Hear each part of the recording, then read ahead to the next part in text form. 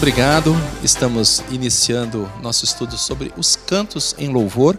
Os cantos em louvor que vamos abordar: canto em louvor à natureza e canto em louvor ao Bodhisattva, que reflete os sons do mundo, ambos de autoria do professor Masanobu Taniguchi, supremo presidente da Seicho no Ie. Então, essas publicações que não são sutras sagradas, são cantos em louvor.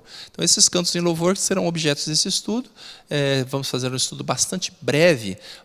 Eu acredito que isso é uma visão particular minha, mas não seria exagero se houvesse também a exemplo do livro Preleções sobre a Sutra Sagrada, que é um livro que trata sobre a Sutra Sagrada Chuva de Néctar da Verdade, que tivéssemos também um livro que tratasse especificamente de explicar com mais vagar, mais detalhadamente, mais aprofundadamente, sobre essas duas publicações que fazem parte do arcabouço cultural da Seicho no Ie. Então, quando nós dizemos arcabouço cultural, porque já podemos dizer hoje que existe uma cultura Seicho no Ie. Nas 7 declarações iluminadoras, então, é dito que nós propomos formar um pensamento de máxima autoridade. Então, esse pensamento, isso é a formação de uma cultura Seicho no Ie. Então, nós vemos que na escritura bíblica, por exemplo, então, ali ele é todo permeado por uma cultura judaica. Vemos no último livro da Bíblia, em Apocalipse, nós vemos que são muitos símbolos que vão aparecendo ali, que fazem parte já de uma cultura própria. Então, nós vemos que o João, por exemplo, ele diz que do tabernáculo do Senhor havia 4 animais que são os 4 Espíritos de Deus. Então, para entendermos do que ele está falando, devemos voltar, me parece que em Ezequiel, que ele fala sobre esses 4 Espíritos. Então, o evangelista, ele se permite, se bem que esse livro não é propriamente um livro de evangelho, mas o João Evangelista que escreve, e ele se permite pegar um signo da cultura judaica e introduzi-lo em Apocalipse. E aqui também nós vemos signos da cultura Seicho no Ie surgindo dentro dessas novas escrituras. Então, as palavras contidas nas sutras sagradas e cantos em louvor são lidas diariamente pelos adeptos da Seicho no Ie, prática que irá consolidando cada vez mais o entendimento sobre a verdade fundamental existente unicamente, fundamental, 2 pontos, existe unicamente Deus e a imagem verdadeira. Trata-se também de poemas dialogados entre o anjo e o querubim. Então, justamente eu dizia de retomar essa cultura Seicho no Ie, porque ele continua este diálogo, é um diálogo eterno e contínuo entre o anjo e o querubim. Então, surge esta figura poética, essa imagem poética, ela surge primeiro na Sutra Sagrada Chuva de Néctar da Verdade. Então, nós vemos que este anjo continua a pregar as palavras da verdade, e o querubim, melhor dizendo, continua fazendo os questionamentos que são as dúvidas da humanidade, ou as demandas da humanidade. Então, ele faz essas perguntas e existe essa interação amorosa entre os dois. Então, de amorosa e sábia. Esse poema é de autoria do atual Supremo Presidente, professor Masanobu Taniguchi, e são vários os termos desse poema que poderiam ser objeto de estudo. Um deles é o valor da biodiversidade. Então, falando sobre o canto em louvor à natureza, que é o primeiro nosso objeto de estudo aqui. O anjo cantou em louvor ao mundo da natureza. Embora Deus seja existência única, ele criou a natureza infinitamente abundante, diversa e variada. O anjo está se referindo ao mundo da primeira criação, ao mundo da imagem verdadeira. Deus que é o todo de tudo, cria infinitas espécies que convivem em perfeita harmonia.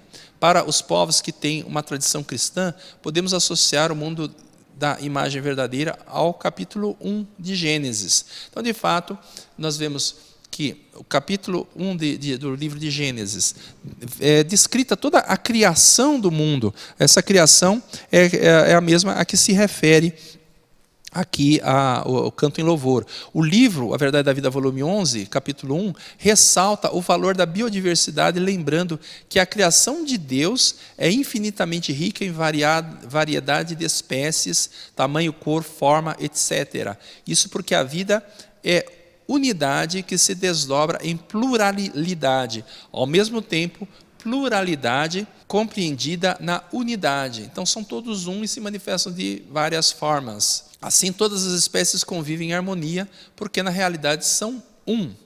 Para ilustrar essa ideia de harmonia, o professor Masaharu Taniguchi cita Isaías 11, 6, 9 em sua análise. Então, veja, o professor Taniguchi, a gente falava desse ambiente cultural, o professor Taniguchi também tem essa percepção da cultura judaica, e ele fala de um livro mais antigo, que é o livro de Gênesis, e depois ele chega ao profeta Isaías, que são séculos separam esses dois textos, mas ele vê que ali está uma coisa referendada em outra. E aí não podemos dizer que estão equivocados, são absolutamente certos os cristãos que dizem, é porque existe essa unidade que é dada pelo Espírito Santo. Então, ele, para explicar um texto anterior, ele usa esse texto posterior de Isaías. Então, ele se utiliza desse ambiente cultural, essa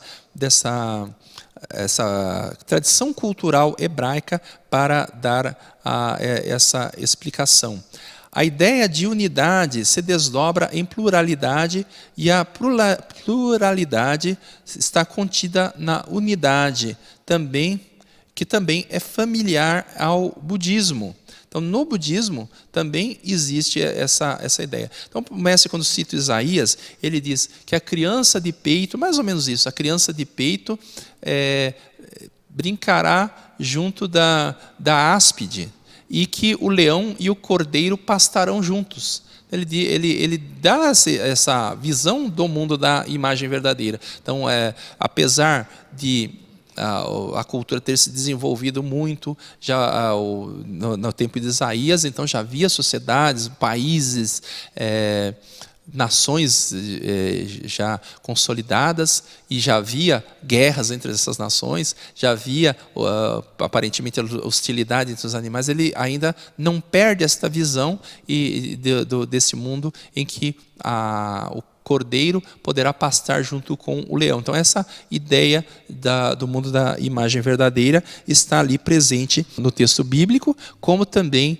ela nos é apresentada nesse canto em louvor, e o mestre ressalta esse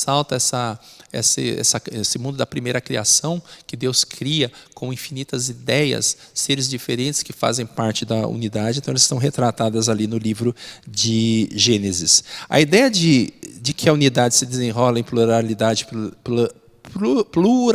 está contida na unidade, também é familiar ao budismo. O tema da biodiversidade não é novidade na literatura Seichonoye. Então, algumas pessoas, às vezes, até o mestre Masaharu Taniguchi escreve que algumas pessoas mandavam cartas para ele, dizendo que, queixando-se de que ele não gostavam que ele escrevia sobre política e sobre economia.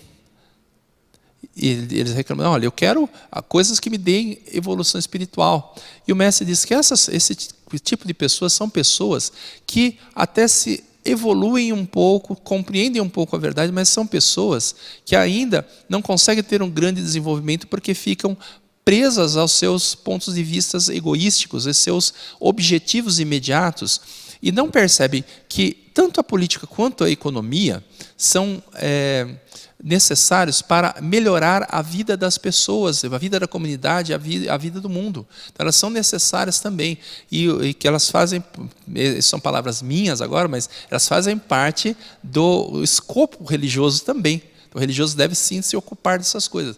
E aí, então, nós vemos hoje também pessoas, o professor Masanobu Taniguchi também comenta que a pessoa agora não manda carta, mandou um e-mail reclamando que ele falava sobre meio ambiente. Política ambiental também é um assunto de que os religiosos devem se ocupar. Então, se a política e a economia são, como o mestre Masaharu Taniguchi nos diz,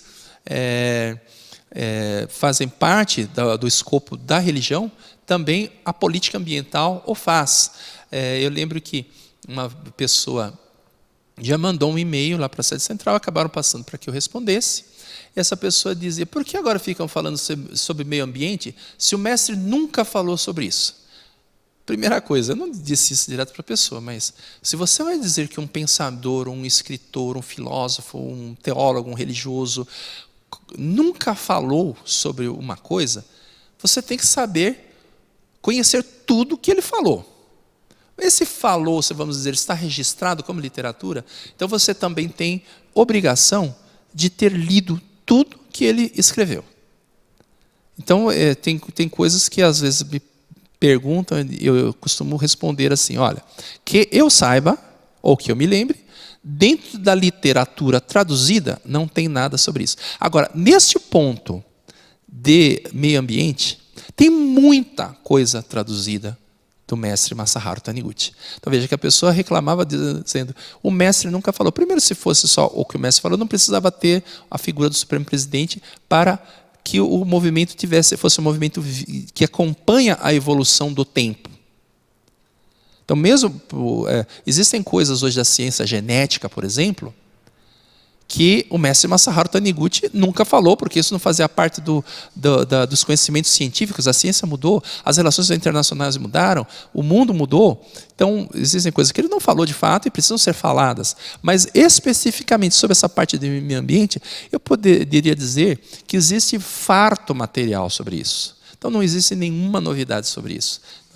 Poderíamos fazer uma compilação e teríamos alguns volumes, não tem livro específico dele sobre isso, mas se fizéssemos uma compilação, certamente conseguiríamos alguns volumes sobre sobre a abordagem desse aspecto de meio ambiente, de literatura diretamente do mestre Masaharu Taniguchi. O tema da biodiversidade não é novidade na literatura da Seiichi no Ie, ele está sendo enfatizado porque fatos como o aquecimento global e as mudanças climáticas, consequência das atividades humanas, vêm colocando em risco a biodiversidade existente em nosso planeta. A natureza sobre a Terra reflete nitidamente o estado em que um é o todo e o todo é um, revelando assim os infinitos aspectos de Deus. Então, o canto em louvor nos diz isso. A natureza sobre a terra reflete nitidamente o estado em que um é o todo e o todo é um, revelando assim os infinitos aspectos de Deus. Página 15. Então, Deus está revelando esses seus aspectos também através da natureza. Com isso, compreendemos que a Terra é o palco onde os seres existentes no mundo da imagem verdadeira, ou Gênesis capítulo 1, encontram um palco para se expressarem e se desenvolverem. Então, esse aqui é o palco da vida, que nós devemos nos desenvolver. Aqui temos um imperativo ético. Se a missão do ser humano é manifestar o mundo da imagem verdadeira no plano fenomênico, então cabe a ele viver de tal forma que não só ele, mas todas as formas de vida possam viver e prosperar no planeta. Isso é a imagem verdadeira. Então, é dito, ajusta-se cada um em seu respectivo lugar, Sutra Sagrado, chuva de néctar da verdade, e não há quem lese o próximo. Cada um no seu devido lugar, não há quem lese o próximo. Se existem seres que estão sendo lesados, então isso não é a imagem verdadeira, isso não é Deus que está realmente se manifestando na sua plenitude. Obviamente, a civilização que ora está se desintegrando, está realizando exatamente o oposto disso. Então, nós estamos realmente manifestando uma civilização em que existem uma predação, existem seres que estão com ações predatórias, mais nitidamente o ser humano. Nós temos ações predatórias com relação à natureza como um todo. A cada dia aumenta a lista de espécies ameaçadas de extinção por conta das atividades humanas. Daí um forte motivo para a Seiichi no Ie se envolver em questões de meio ambiente, porque reverenciar a vida significa respeitar e promover a multiplicação das espécies manifestadas na Terra. Então fala aqui, reverenciar a vida, porque a declaração iluminadora da Seiichi no Ie nos diz que nós realmente reverenciamos a vida e vivemos em fiel obediência à lei da vida. Então, se essa lei da vida não protege a todas as vidas, então não é lei da vida. Então, a lei da vida realmente diz que devemos viver em perfeita harmonia, em consonância com todos os seres. O que foi exposto até aqui não esgota as abordagens que poderiam ser feitas em relação à biodiversidade no texto desse canto em louvor, mas são suficientes para o propósito da presente aula, que é o de realizar um primeiro encaminhamento para um estudo mais aprofundado. Eu diria apenas que esse estudo é para que todos nós despertemos para a profundidade e a importância das coisas que estão enunciadas neste canto em louvor. Realmente, pelo menos para que nós tenhamos um olhar mais detido sobre essas palavras e que nós possamos, então, cada um desenvolver a leitura carinhosa, criteriosa e buscar as suas próprias referências para um aprofundamento cada vez maior nestas palavras. Canto em louvor ao Bodhisattva que reflete os sons do mundo. Então, primeiro, muitas pessoas, ainda de vez em quando a gente ouve dizendo assim,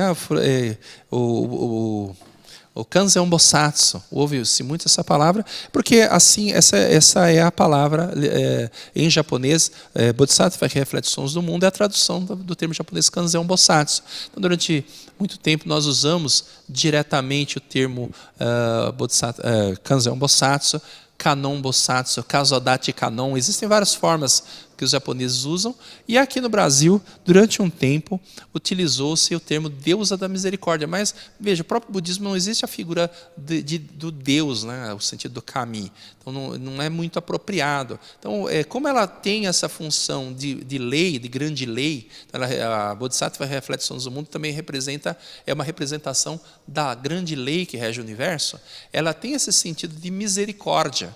Então, por isso, acabou se optando por mais do que uma tradução, ela foi uma forma de tentar explicar para o povo brasileiro, mas hoje ouve-se por bem, até por orientação superior, que fosse traduzido desta forma para total clareza. Então, tentando talvez buscar uma maior clareza, acabamos nos afastando dessa clareza. Então, para uma total clareza, então está sendo traduzido com mais fidelidade. Então, é o Bodhisattva que reflete os sons do mundo. Destacamos a oração para louvar o Bodhisattva que reflete os sons do mundo, que aparece, que precede o canto propriamente dito. Essa oração é de autoria do mestre Masaharu Taniguchi, que está no início da publicação do Bodhisattva que reflete os sons do mundo.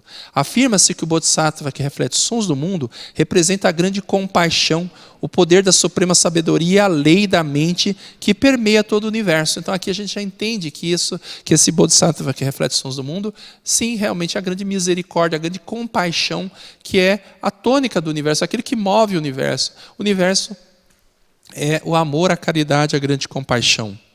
É também que assume 33 formas diferentes para nos salvar. 33 formas quer dizer infinitas formas.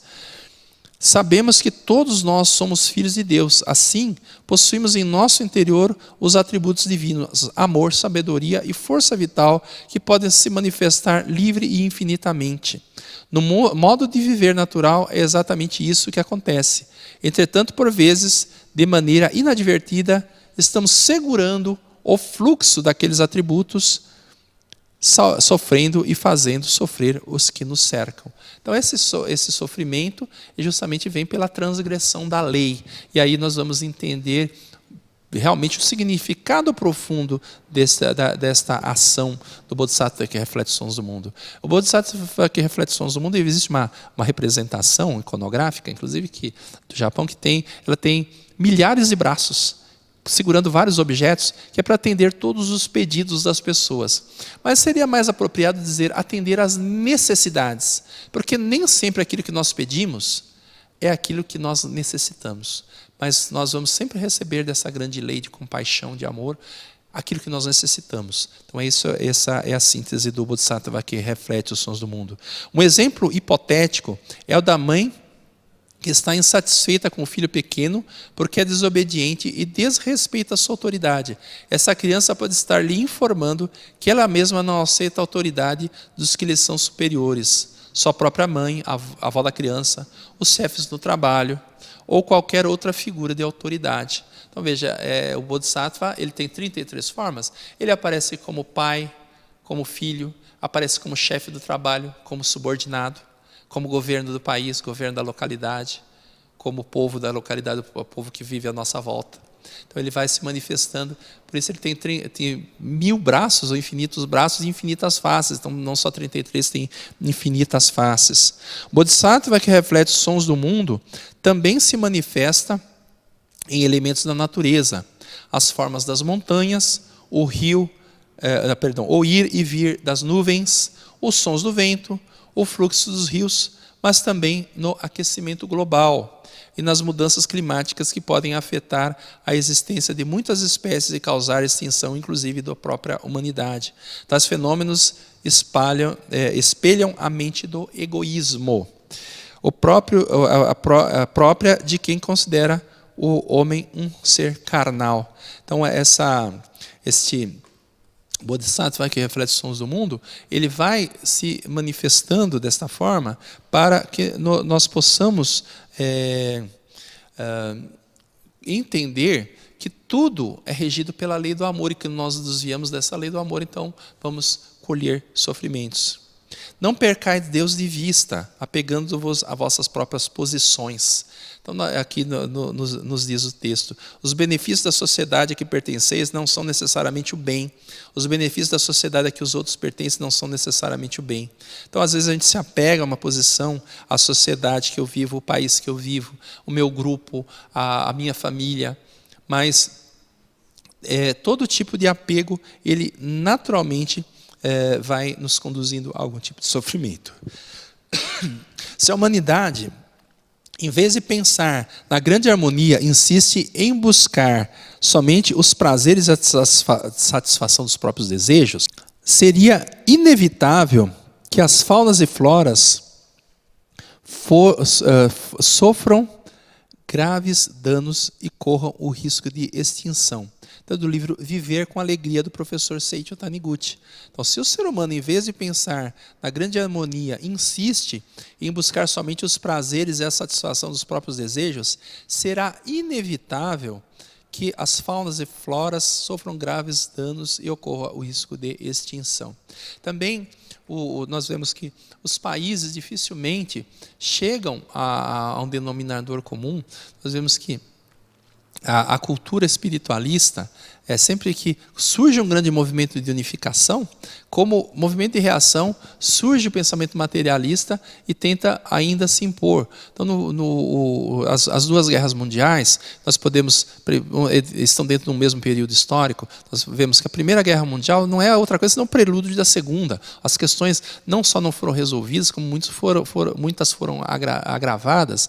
E aí, na Segunda Guerra Mundial, então, ocorre uma grande purificação, e aí a humanidade começa a tentar direcionar a sua mente para um lado mais construtivo. Então, já entre as duas guerras, a formação da Liga das Nações, e que ninguém se entendia ali no meio, aí forma-se a ONU como um ponto de encontro entre as nações. No momento seguinte já se formam dois grupos. Então forma um grupo liderado pelos Estados Unidos, pelo pensamento mais liberal, contra o pensamento soviético, um pensamento materialista marxista.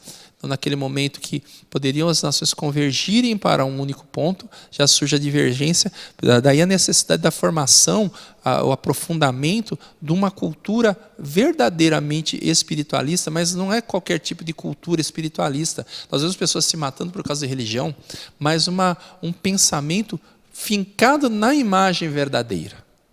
Nós somos uma única vida, uma única existência. Então, esse o pensamento filosófico, pensamento espiritualista, que pode realmente nortear a humanidade. E justamente esse Bodhisattva, que reflete os sons do mundo, ele nos está ensinando este caminho. Inclusive, mostrando que o antagonista também é uma forma é uma manifestação do Bodhisattva que reflete os sons do mundo. Se nós nos queixamos da outra nação que nos é antagônica, até que ponto nós estamos sendo antagônicos com a outra nação?